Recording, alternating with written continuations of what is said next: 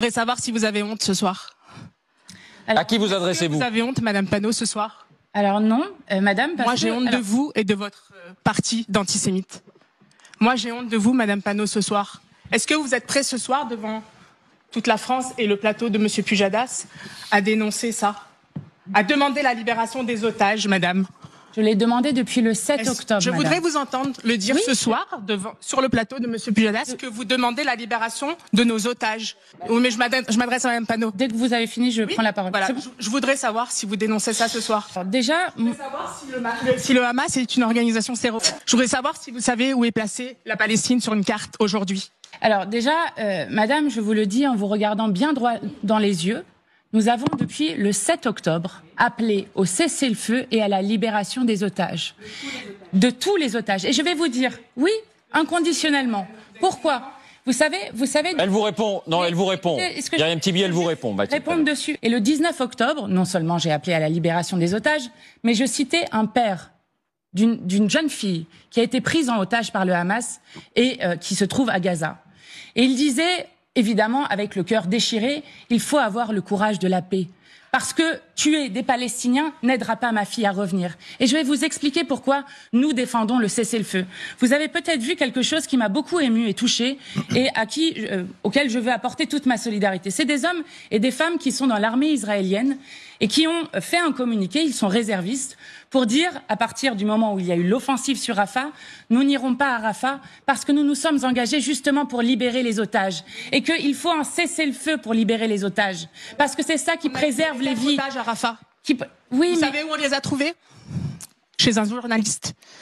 Dans un sous-sol, chez un journaliste. Oui, mais madame, tout à l'heure, vous disiez... 4 otages, personne n'en a parlé. Si. Bon, très peu. En tout cas, très peu. Si, mais écoutez... Est-ce que le Hamas est une organisation terroriste? Oui, je voudrais savoir. Nous avons toujours parlé la langue du droit international, de l'ONU, d'Amnesty International, de vos collègues de l'AFP. Nous avons toujours condamné les crimes de guerre abominables qui ont été faits le 7 octobre. Mais attendez, juste les actes... Non, mais laissez-la répondre. Laissez-la répondre. C'est un pogrom. Juste ce que nous disons, c'est qu'aucun crime de guerre ne peut justifier d'autres crimes de guerre et que toutes les vies se valent dans ce pays. Je suis d'accord avec vous. Vous savez, une vie, madame. Vous savez, tout à l'heure, vous aviez une discussion intéressante. Mais nous, madame, on protège nos enfants. On les prend pas en bouclier humain. Tout à l'heure, vous aviez les armes du Hamas, madame, sont cachées. Écoutez, un enfant de 2 ans ou de 3 ans n'a aucune responsabilité dans ce qui se passe. Je voudrais savoir si... Il y a 40 000 personnes qui sont mortes à Gaza, que les massacres et le génocide qui est en cours à Gaza. Il faut la paix. Il faut la paix. Voilà ce vers quoi il faut aller. Et je vais vous dire, aujourd'hui est un jour un peu spécial. Madame, vous n'avez pas été élue pour défendre Gaza. Non. Laurent Jacobelli. Laurent Jacobelli. Vous êtes dangereux, madame. Non, c'est vous qui êtes dangereux. Vos alliés sont dangereux, madame. David Guiraud qui prétend que les meurtres de bébés en Israël le 7 octobre sont le fait d'Israël. Je peux juste dire quelque chose, une dernière chose. Monsieur Delongu dit que c'est monsieur Netanyahou qui a demandé... Non, on vous a entendu. Stop. Laurent Jacobelli. Vous savez, Stop.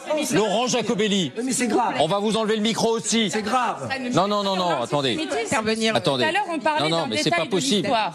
Non, on enlève les micros. Là, chacun son tour qui répond. Tu prends le mien.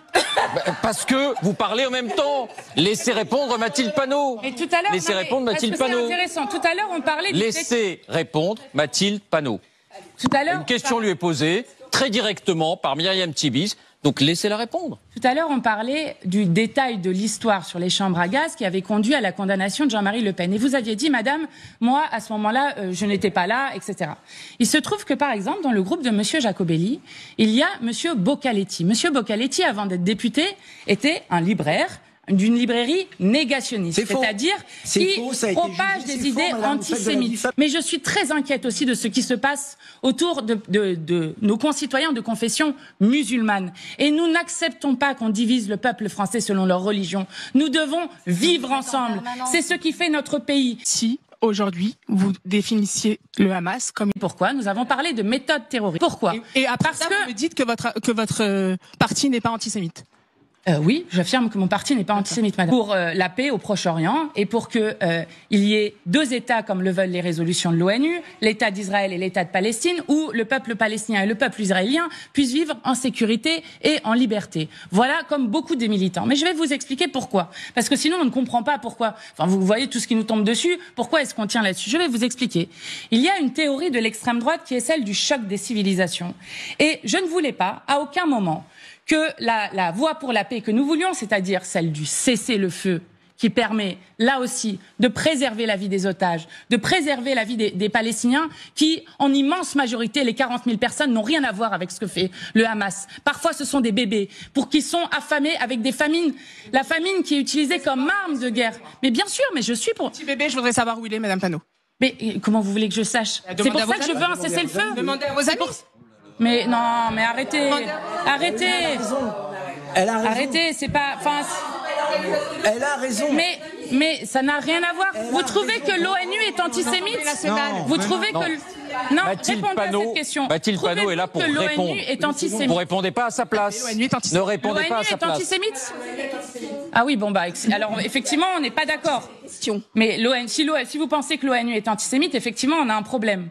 Parce que c'est ce qu'on vient de me répondre. Parce que je vous le dis, l'ONU ne classe pas non plus en organisation terroriste. Pourquoi? À un moment, Emmanuel Macron a dit nous allons faire une grande coalition Concluez. contre, comme on l'a fait contre Daesh. Et à la fin, c'est la vision du bien contre le mal, où le droit international ne compte plus. Moi, je suis pour le droit international et je suis pour le cessez-le-feu à Gaza, pour la libération des otages et pour le peuple palestinien, comme je suis pour le cessez-le-feu en Ukraine Voilà et pour en cet radical échange. désaccord avec le Voilà droit pour de cet troupes, échange. comme le propose Emmanuel.